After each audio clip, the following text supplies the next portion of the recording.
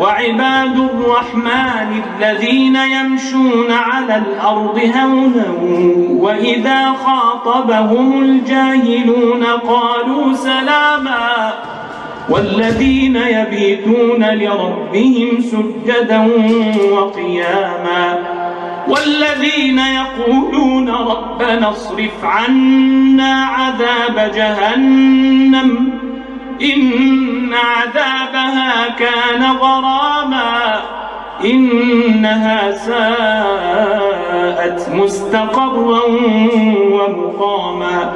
والذين إذا أنفقوا لم يسرفوا ولم يقتروا وكان بين ذلك قواما والذين لا يدعون مع الله إلها آخر ولا يقتلون النفس التي حرم الله إلا بالحق ولا يزنون ومن يفعل ذلك يلقى أثاما يضاعف له العذاب يوم القيامة ويخلد فيه مهانا إلا من تاب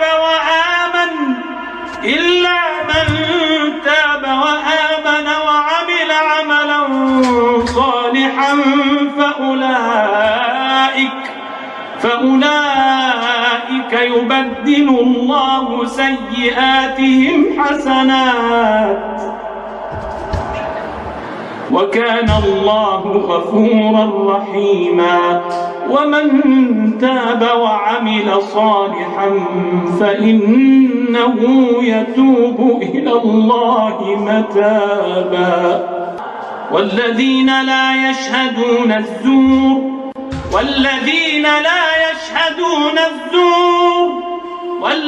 لا يشهدون الزور وإذا مروا باللغو مروا كراما والذين إذا ذكروا بآيات ربهم لم يخروا عليها صما وعميانا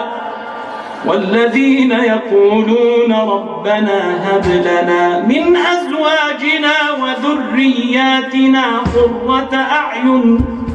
قرة أعين واجعلنا للمتقين إماما أولئك يجزون الغرفة بما صبروا ويلقون